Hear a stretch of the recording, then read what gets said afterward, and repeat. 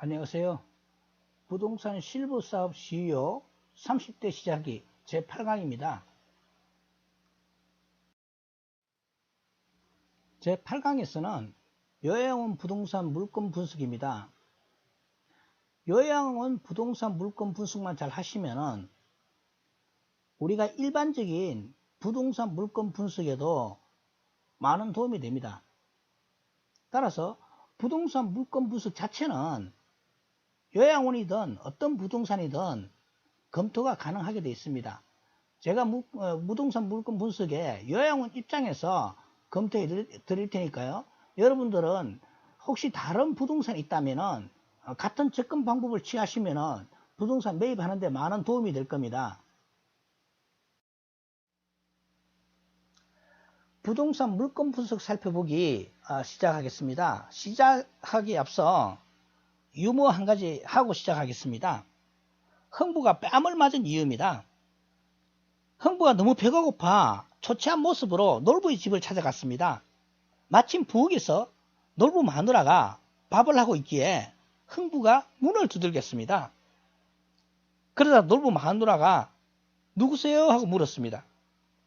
이때 흥부 떨리는 목소리로 형수님 저 흥부인데요.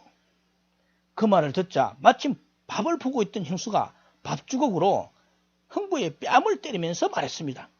아니 아침부터 어디서 흥분하고 난리야? 우선 지역 특성 조사로 향후 개발 예정인지 파악할 필요가 있습니다. 검토하는 지역이 재개발 지역이라면 언젠가는 재개발이 되면 요양원은 이전해야 하므로 좋은 지역은 아닙니다. 그리고 유동인구도 파악할 필요가 있습니다. 특히 극장이나 대형마트 등 인구 유인시설이 있으면 좋습니다. 그 다음에 접근성 조사입니다. 요양원과 배후 주거지와의 거리가 도보가 가능하면 좋습니다. 특히 대중교통이 버스 정류장이나 지하철역까지 거리가 중요합니다. 요양원 이용에도 좋지만 향후 부동산 가격 상승에도 상당한 영향을 끼칩니다. 경쟁 요양원을 조사해야 됩니다. 인근 요양원을 조사해서 몇 베드인지 언제 개원했는지 알아봐야 합니다. 특히 신규가 아닌 기존 요양원을 인수할 경우 기존 요양원은 보통 낙후된 시설을 매입하게 됩니다.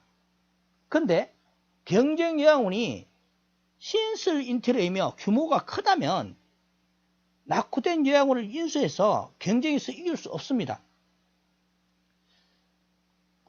입지 타당성입니다. 입지 타당성은 요양원 할 입지로서 가격대는 적당한지, 인근 요양원 대비 베드수 등으로 안정성이 있는지 파악할 필요가 있습니다. 요양원 입지로서 최적의 장소인지도 파악해야 됩니다. 마지막으로 물건 분석입니다. 사실 부동산 검토할 때 물건 분석이 가장 중요합니다. 법률적, 경제적, 기술적 검토가 물건 분석입니다. 흔히 물건 분석은 법경기 분석이라고 합니다. 법경기 분석은 공인중개사 시험에도 많이 나옵니다. 다음 중 경제적 분석이 아닌 것은, 그래서 경제적 검토에 보면은 여러 가지 법률적인 등기등본 권리분석, 기술적인 건축물의 건축 연도라든지 이런 것 쭉 나열해 놓고 경제적 검토에 돈과 관련된 거 나열되어 있습니다. 돈과 관련되어 있는 건 무조건 경제적 검토입니다. 보증금, 월세, 권리금, 인테리어 비용 이거 전부 경제적 검토입니다. 법률적 검토는 권리분석 잘 해야 되겠죠. 소유자가 있는데 그 소유자가 가압류가 되어 있다든지 건조당 설정이 많이 되어 있다든지, 그러게 건조당 설정뿐만 아니라 소유권 이전 금지 가처분이 돼 있다든지 이런 걸 잘못 검토하게 되면은 매입해놓고 계약해놓고 소송에 휘말립니다. 기술적 검토는 특히 엘리베이터가 작동이 어떻게 되는지, 고장이 잘 나는지, 건물이 거민을 가가지고 비가 새는지, 물건을 매입해가 잔금을 치렀는데 비가 샌다면은 어떻게 하겠어요? 심각한 문제가 생기잖아요. 그래서 이런 검토도 잘 해야 합니다. 부동산 임대차 계약서 유의사항 강의 들어가기 앞서 포드사의 전설적인 체교 경영자로 30년 넘게 이름을 남긴 리 아야코카는 성공은 당신의 능력이나 지식에서 오는 것이 아니라 당신이 아는 사람들과 그들에게 비치는 당신의 이미지를 통해 찾아온다고 말했습니다. 그러면 어떤 이미지가 중요할까요? 성공학의 대가인 지거지글러는 웃지 않는 사람이 인간에게 있어서 가장 가난한 사람이라고 언급했습니다. 네, 맞습니다. 웃는 얼굴이 여러분이 좋은 이미지를 남기는 겁니다.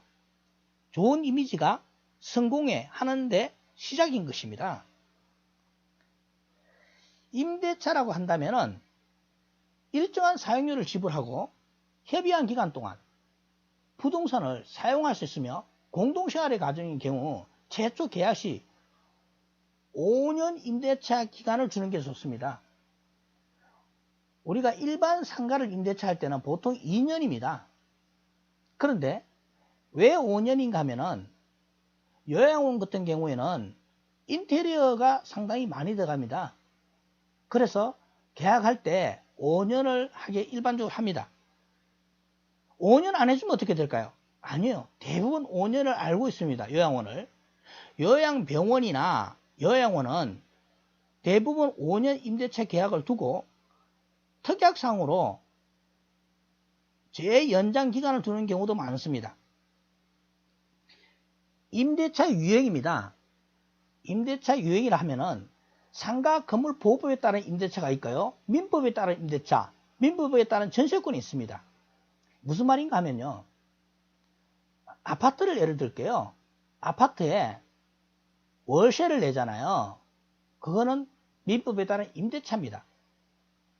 그런데 아파트에 전세를 들어간 사람 있잖아요. 그건 뭘까요? 민법에 따른 전세권이 아닙니다. 민법에 따른 임대차입니다. 둘 다 월세 내든 전세 내든 민법에 따른 임대차입니다. 그런데 민법에 따른 전세권은 뭐냐? 이거는 등기부 등본상 전세권을 설정해야 그때부터 민법에 따른 전세권입니다. 따라서 우리가 공동생활을 가진 경우 임대차 계약을 하더라도 민법에 따른 전세권을 설정하게 되어 있습니다. 그게 법입니다. 그래서 임대차 유형을 잘 알고 계셔야 됩니다. 묵시의 갱신 말씀드릴게요. 민법의 경우 상가 건물에 대한 임대차 기간이 만료된 후 임차인이 그 건물을 계속 사용 수익하는 경우 임대인은 상당한 기간 내에 이의를 제기하지 않으면 전 임대차와 동일한 조건으로 다시 임대차한 것으로 본다. 그러니까 우리가 계약 기간이 끝났는데 서로가 아무 말 없이 계속 사용하게 되면은 묵시의 갱신에 해당하게 됩니다. 상가 건물 임대차 법부 제10조 1항에서는 임대인은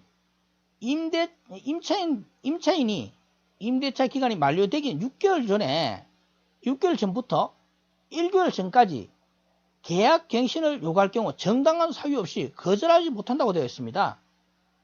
다시 말해서 임차인이 계약 만료 전에 한 달 전에 계약 갱신 요청을 해야 됩니다. 그걸 계약 갱신 청구권이라고 합니다. 여러분 기억하고 계셨다가 계약 만료 때까지 기다리면 안 됩니다. 계약 만료 전 한 달 전까지 반드시 계약 갱신 요구를 해야만이 법의 혜택을 볼 수 있습니다. 오늘 강의를 요약해 드리겠습니다. 요양원 부동산 검토 시 지역 특성조사와 접근성 조사, 경쟁 요양원 조사, 입지 타당성 조사가 중요합니다. 요양원 자체 물건 분석은 법률적으로는 권리 분석, 경제적 분석으로 부동산 매입 또는 임대차 금액이 저렴한지 알아봐야 합니다. 기술적 분석으로는 건물의 하자를 조사해야 합니다. 기억이 안 나시면 법경기만 생각하시면 됩니다. 공시행의 경우 계약도 중요하지만 계약 갱신도 중요합니다. 계약 만료 전에 반드시 확인해야 합니다. 이상으로 강의를 마치겠습니다. 감사합니다.